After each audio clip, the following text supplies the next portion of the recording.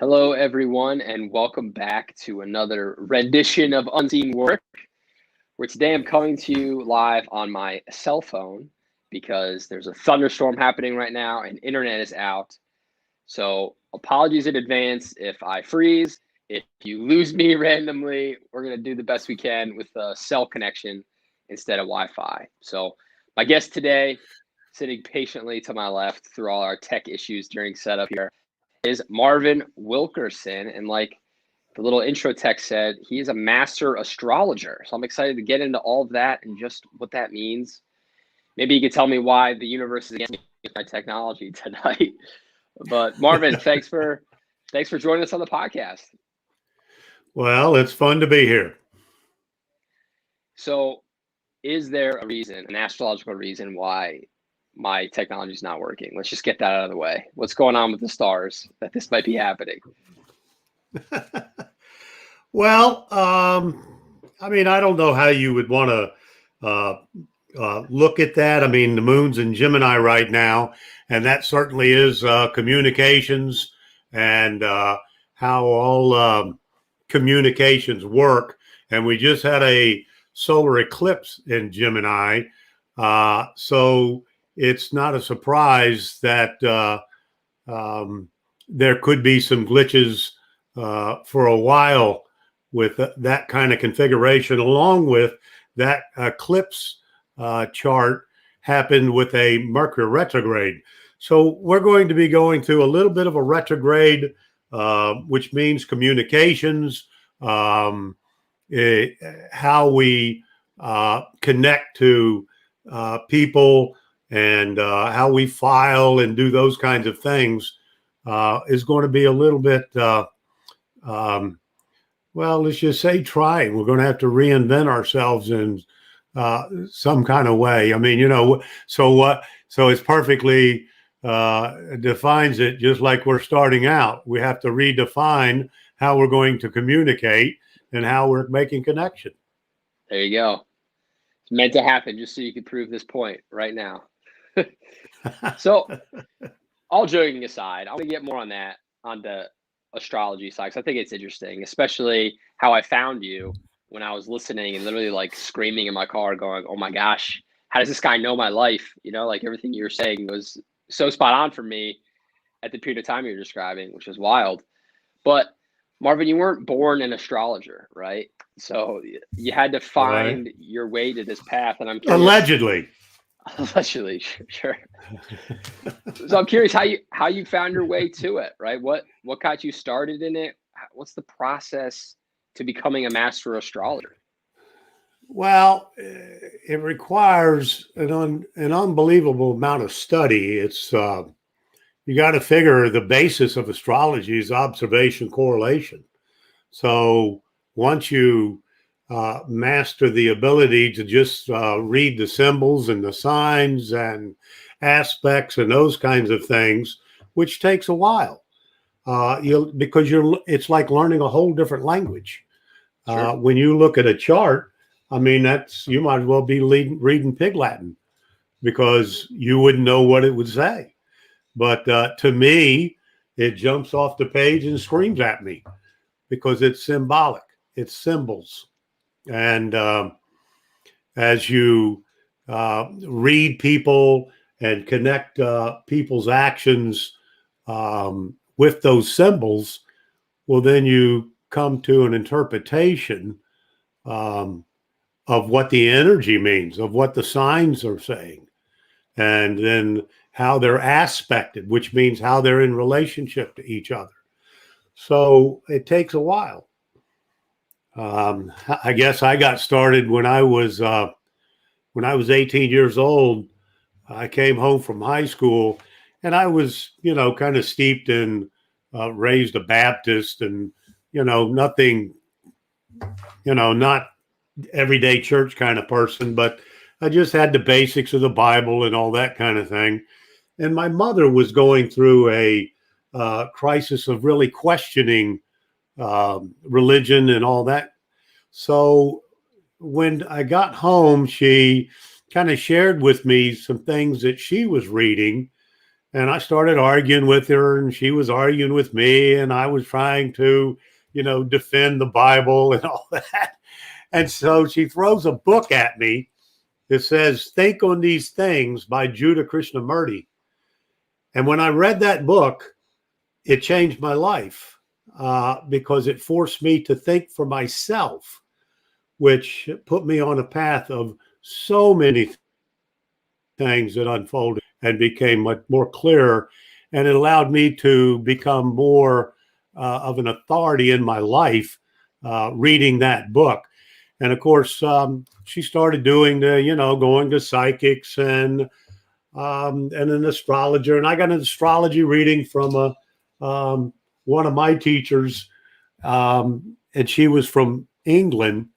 And of course, astrology in England was a lot bigger back in those days than it was here.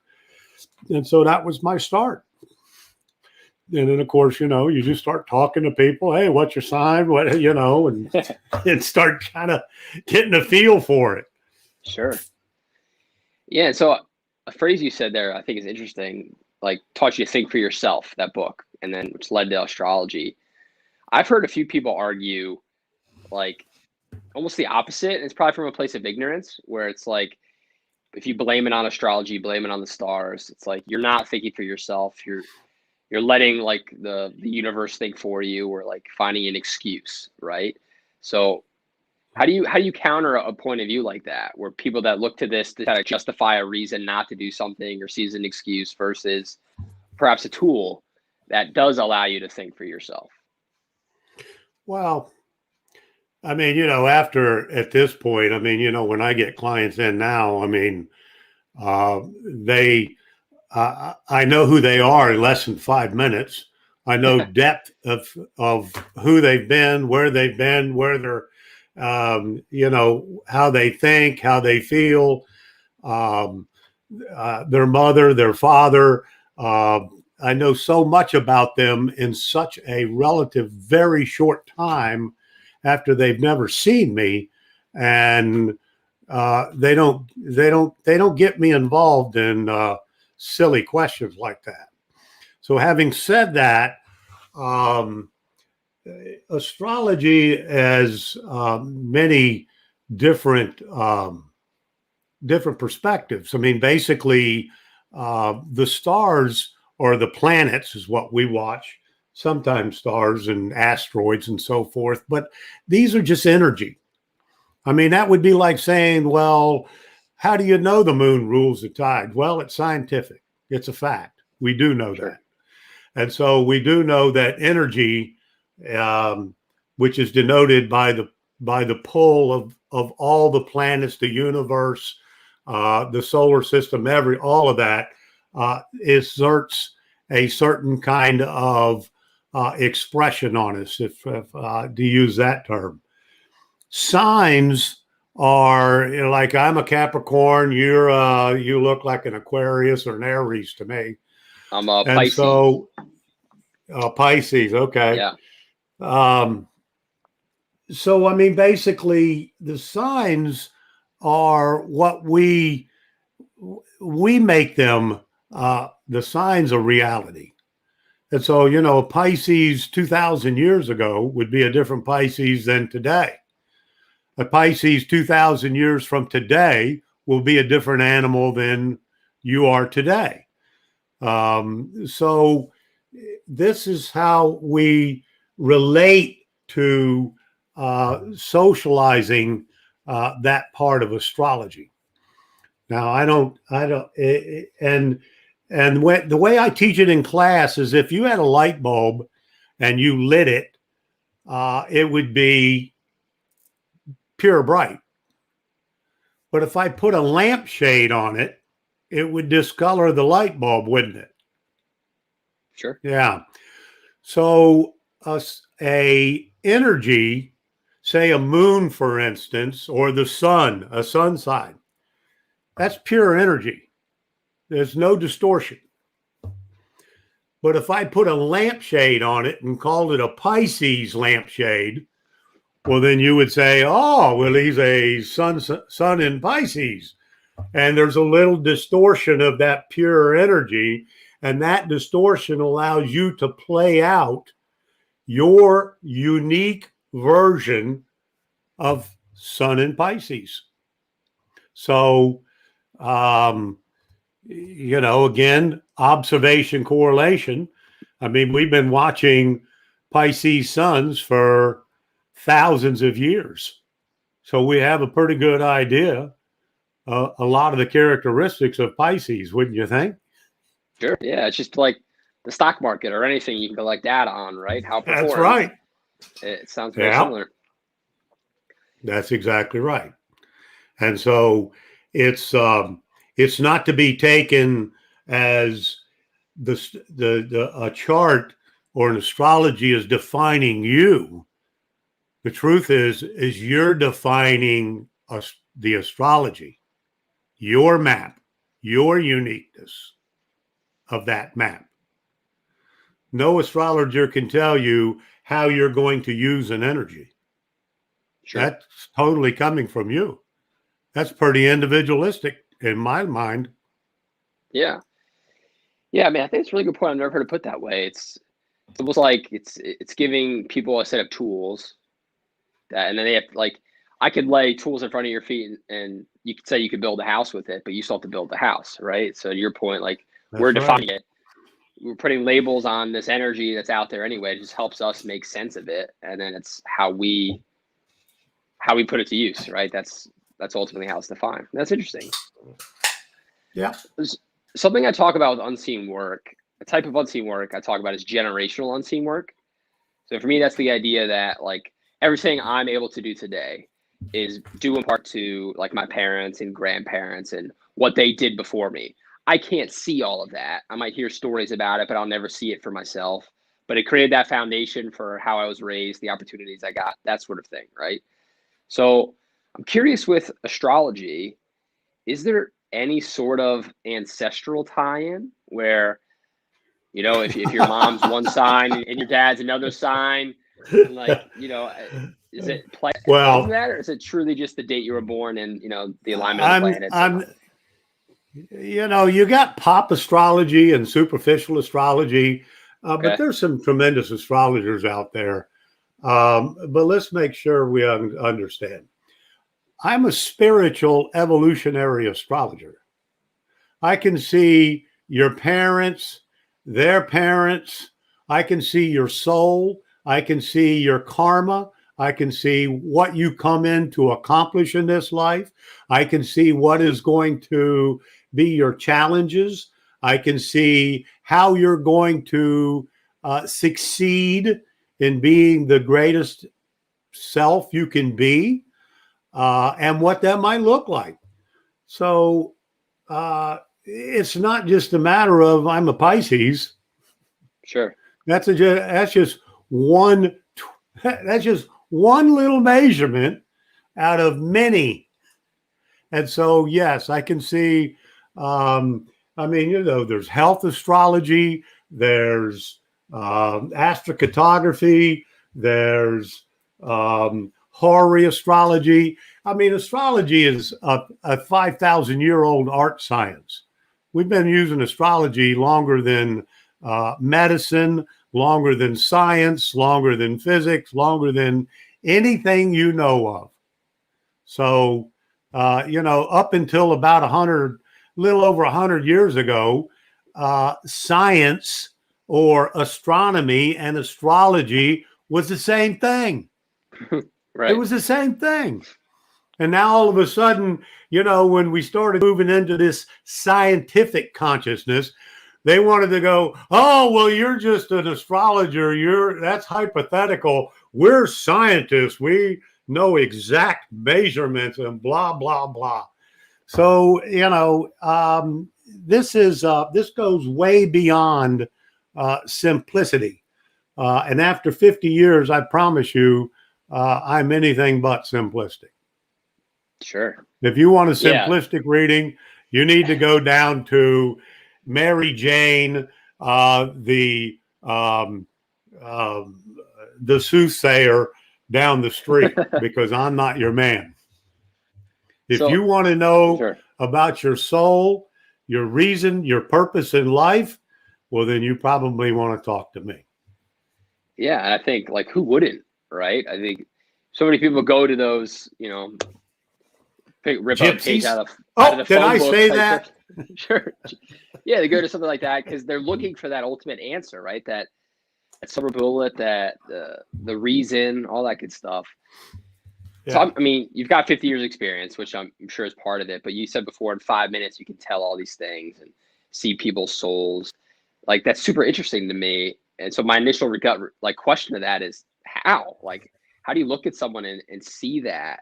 And that's really interesting. I've never met anyone that made a like a very confident phrase like that. Like I can do X in 5 minutes. And I'm just curious over the years, like it's a skill you've curated and how that works. Could it just be telling you Well, like there's when an I was born and the charts that you referenced, or what else? Well, yeah. I mean, there's each energy has its own unique characteristics. And so when I'm looking at, and we got to understand, um, there's an evolutionary purpose for your life. Whether you want to believe it's just, you're born and you die, or Sure. you are a million-year-old soul with multitude of lifetimes. So there's lots of measurements that I look at, but it's a journey. So there's an evolutionary process, and there's certain planets and energies that depict that. And when we put them into a element of your life, well, then that kind of gives us information about how your life is unfolding, where you are in your process of coming into more authentically of who you are and operating with the energy in a more pure form versus getting sidetracked because it's a setting up conflicts or problems that you're facing, and you're still kind of moving into a maturity or evolutionary awareness of who you could be. Yeah. So along these lines, we got a question from the audience here. First, Bernard said, "Evening." Hello, Bernard. Thanks for watching. Hello. And then Tom's asking, first he's saying interesting show. And then what percent of this is learned and what is born in traits and characteristics? So it's along the Well, lines I of would what we're say it's saying, all I guess. for the average individual. It's all learned. Sure. I mean, I started learning it when I was 18, and I've never stopped learning, and I'll be 70 in 6 months. So if you wanted to talk from a soul level, it's just like these the kids that come in as a prodigy. They've been playing. As long as you can accept the idea and concept of past lives, well, those lives have been utilized for different purposes. Um, One of my early reads, which I loved, was the Antiquarian Gospel of Jesus the Christ, which was one of the better books to actually humanize Jesus Christ. And he passed a bunch of people playing harps, and he made the statement to his disciples, they've been playing the harps many lifetimes to be as good as they are. And so if you think of that a little bit, and then you think of these child prodigies that come in, playing the piano, singing, doing all these magical things, mathematicians, all these things, that on a soul level, evolutionary journey level, this has been a practice with that particular soul for quite some time. And this is all backed up a lot by a lot of Edgar Cayce stuff. And if you study the Edgar Cayce readings, you would find that out as well. You just added a whole new type of unseen work here, Marvin. You got the evolutionary unseen work, or the soul unseen work, right? That's just like a mind-blowing moment. But it's interesting that, yeah, you have to believe in that, right, to accept it. But that makes sense. How else would somebody so young have that innate ability, right? It's thousands of years in the making, right? Well, I mean, that's kind of what metaphysics is about, is trying to figure things out in a logical, reasonable way, instead of saying, oh, just have faith. That never did set with me, didn't set with my mother. And now there's, I've done enough studies in metaphysics to, well, I'm a master at it. I mean, there are answers for everything. Everything has an answer, because we are the consciousness that's created it. Yeah, so I was going to ask you that about, you talked about your mother having struggling with the church, I guess, right? And you were defending the Bible, and then she threw that book at you and you changed your life. So in your life now, after 50 years, do you feel like there's room for both of those, like traditional religion and I've never heard the phrase metaphysics before, or astrology, right? Do you feel like you can reconcile both? I live in Nashville, man. This is the buckle of the Bible Belt. I mean, Sure. As a hypnotherapist, I work with people that are, dead set against it, and they can't go there. Doesn't make any difference. I mean, I don't need them to believe in any one thing or not. They're still going to have the same issues. And, being a regression therapist, I've done enough regressions in my life to know that whatever was the problem that you came in with is going to manifest in this life. So you don't really need to go beyond this life to understand your personal conflicts and your personal problems. Now, that gets a little bit distorted when you start looking at major illness and disease, because there's epigenetics and genetics involved. But, we already understand and know scientifically we're responsible for disease in our life if it's not in the genetics, and we're capable of changing the genetics. So these are all science now. We know that. And so I don't need you to believe in any one thing at all. Yeah, the idea of changing genetics, that a book that changed, like, really kind of blew my mind and changed the way I was thinking, is called Becoming Supernatural by Dr. Joe Dispenza. Have you read that one? No. Where you probably like that one, where he talks about that, where you can control, like, even certain diseases, and people have kind of rebuilt internal problems that were going on through, like, intense meditation and, like, focus and thought and things like that. It's interesting. But yeah, well, there's so much out there we do not books understand. out there. Yeah. I studied a lot of Bruce Lipton, Biology of Belief. I studied the Psychology of Consciousness by Ornstein. So there's all you have to do is just want to know, and you can know. I mean, we do know what we create is manifested in the body. And I mean, so even in my hypnotherapy practice, the first thing if somebody comes in with a conflict and a problem, I want to know where it's going to play out on the body, because that's going to lead me to where it is in consciousness. That's interesting. Another question from Tom, asking where you get the most pushback and adverse reaction from. I think he popped this in when you were talking about folks coming in for hypnotherapy and maybe not wanting anything to do with it from a religious standpoint. And then this comment popped up, and I just got to it now. So, well, look, people come to me because they've run out of options. Sure, that's interesting. That's the quick, curt answer. The truth is that people don't come to me to then challenge me on my profession. I've been studying it.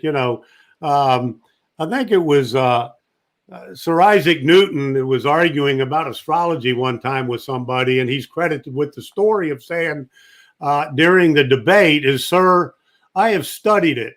You have not." And so that pretty much answers the question.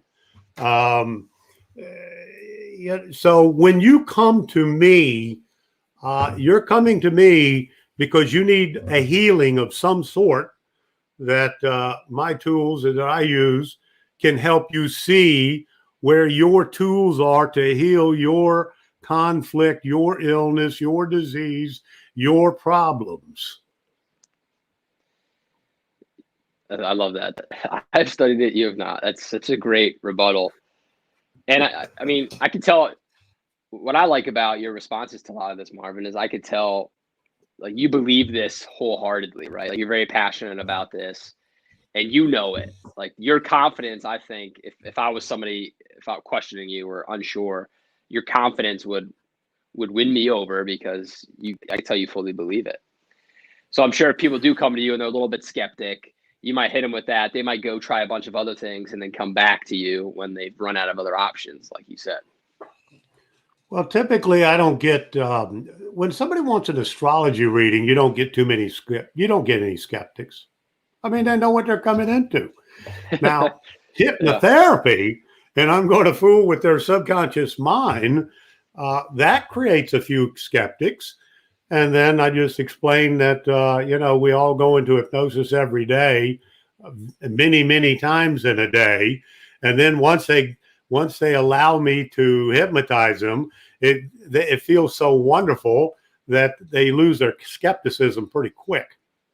So, and I mean, so you got to figure when somebody goes to the typical channels to overcome depression or anxieties or phobias, and they've spent years and months and they're on lots of drugs, and they come to me because they want to heal, they want to get better.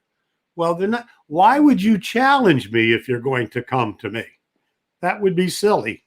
Yeah, that's fair. That would be like challenging a doctor. And I'm sure a lot of people do that too, right? But yeah, your point makes sense. It makes sense. I'm curious for you, like your journey through all this, as you've learned this, you spent 50 years practicing it. How has your knowledge of all of this, the tools that you've forged to help other people, how do you use it with your own life and your own path and your own business and your own work? The more you've learned, how have you put it into practice? Look, I mean, the bottom line is we all have to take responsibility for everything in our life.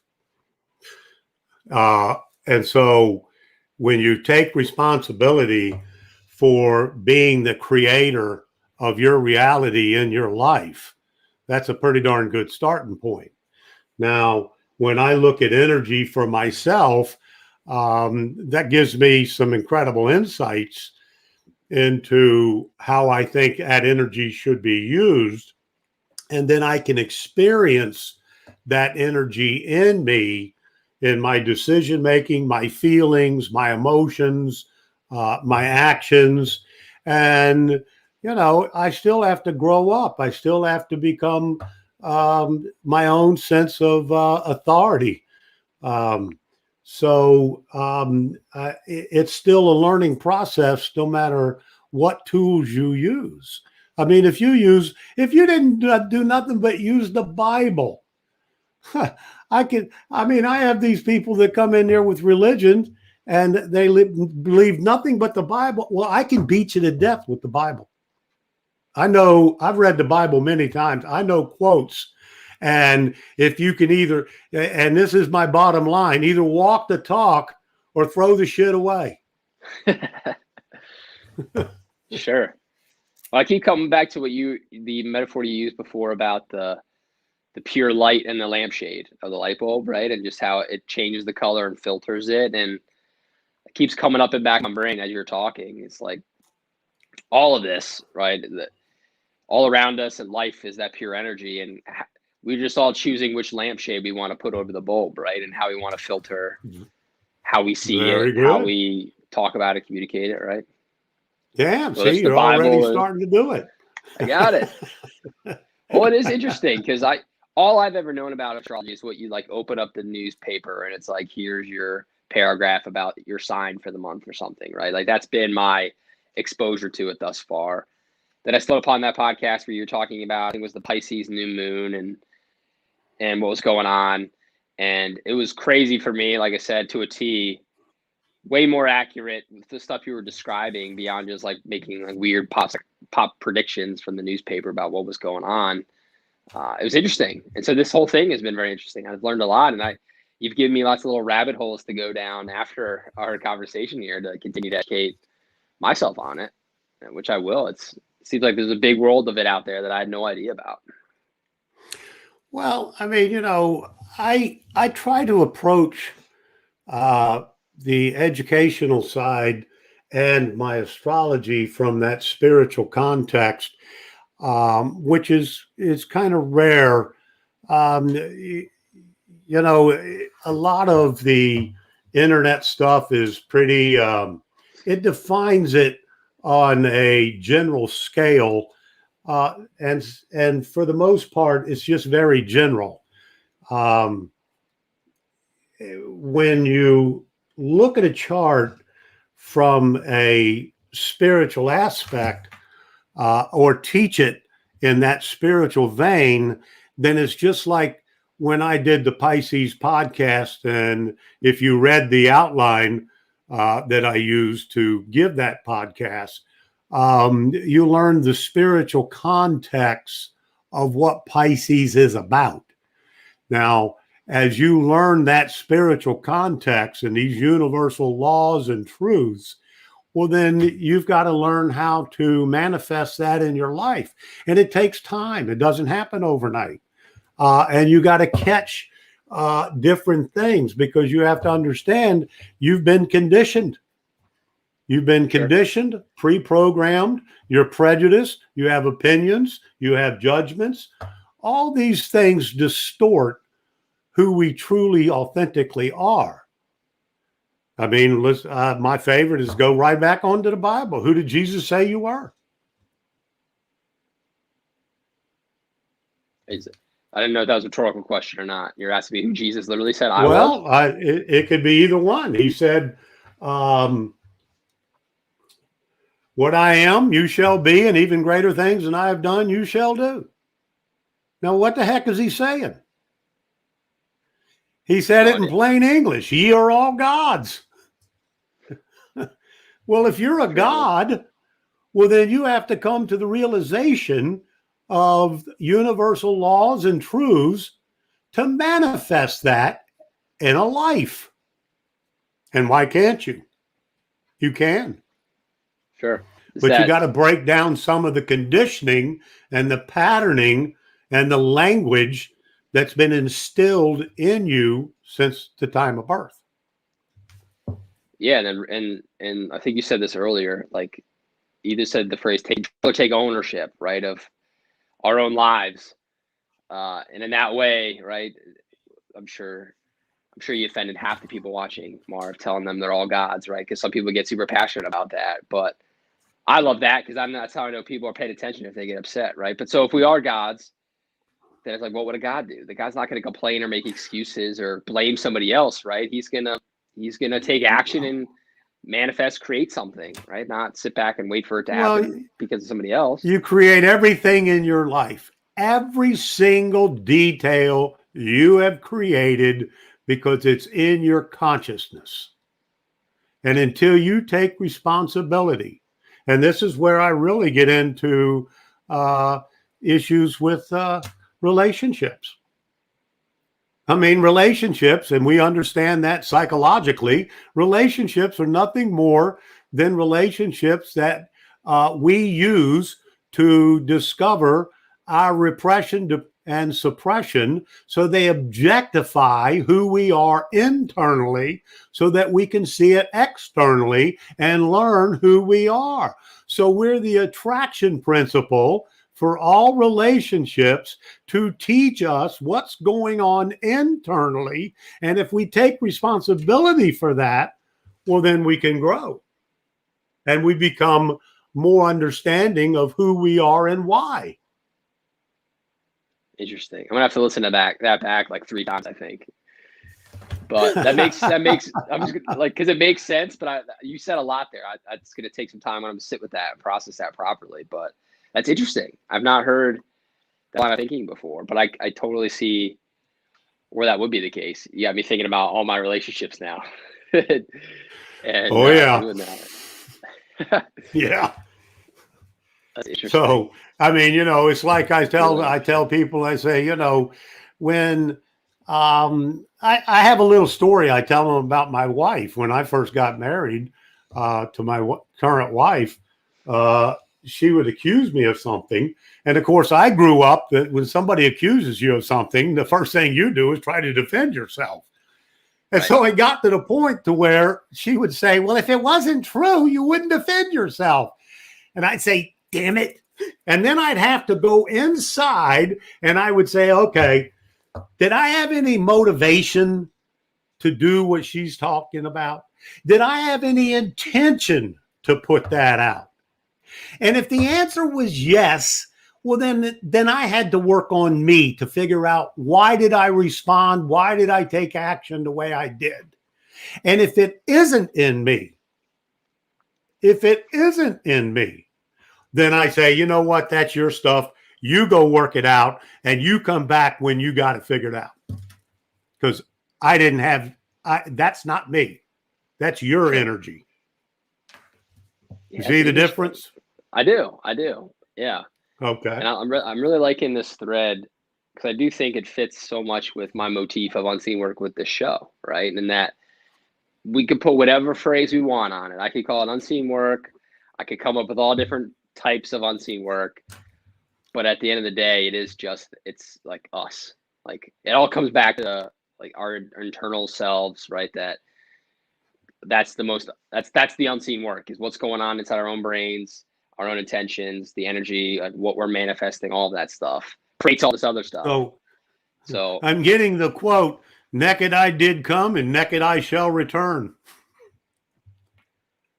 Yeah. That's the Bible. That's so interesting. So yeah, it's you. Everything is you. And if you start working with life like that, you see, I try to teach people a lot too, to work to just evaluate life as an energy. If I can know you as an energy, then I don't have to understand you from an opinion, a judgment, an evaluating definition. I can feel you. If I know that I've attracted something into my life, I'm the attraction principle. So why did I attract you in? What are you showing me that I need to learn from? And this is how we grow. This is evolution. Yeah, it all comes down to accountability, personal accountability, right? And not blaming others. In every single second of your life. Yeah. Interesting. You probably haven't listened to my recent podcast, but that's on cancer. And I said and I was talking about problems are only in the moment. And that's the only time you can figure them out. And guess what? God only works in the moment. God is not going to change your past. He's not going to change your future because he's already said it. Sure. So there's only one time that you can even work with God, and that's right in this moment, in the present time. Yeah, which again brings right back to accountability, right? There's no exactly woulda. It's right now. What are we doing? Exactly. Interesting. Perfect. So that's on Kelly's podcast again. You're saying on Cancer? Yeah. Yeah. So for everybody Cancer watching New Moon or listening, that's where I first heard Marvin. Was on a podcast called Velvet's Edge. It's hosted by Kelly Henderson. So if you're liking this conversation, you can go search Velvet's Edge wherever you're listening to this podcast, and you'll find more with Marvin there as well. And you guys go pretty deep in specific signs. Like you said, I found you with Pisces. You just did one with Cancer, and people can find more of you there. So that's cool. Well, what do you feel like we haven't said, Marvin? And it's been 40 minutes already, and I feel like I have to start wrapping myself up, or I'm going to hold you here for hours. You got my brain going. I could keep following this very far, very far. Well, I have a Sag Mercury. Okay. I have a Sag Mercury, so I have a hard time shutting up once you get me started. Yeah, I just I don't know you could tell me if this is associated with my sign or anything, because I don't know that much about it, but I just get very, very curious. And so that's why I love doing the podcast. It's a chance for me to learn something in real time, and it just so happened to be recording it and sharing it with other people. So I'll just keep picking it and asking that why, or how, and just following it deeper until the 3 hours have gone by and it's ready to get off here. But so what, let's say this is somebody's first time they're hearing you, the first time they're really intro to this idea of astrology and what it can truly be beyond those, pop astrology newspaper columns, right? What if we left unsaid? What do you want to leave people with on the topic that they take back into their lives, use it as part of their unseen work, moving forward? Well, you have a map in astrology. Astrology is a map.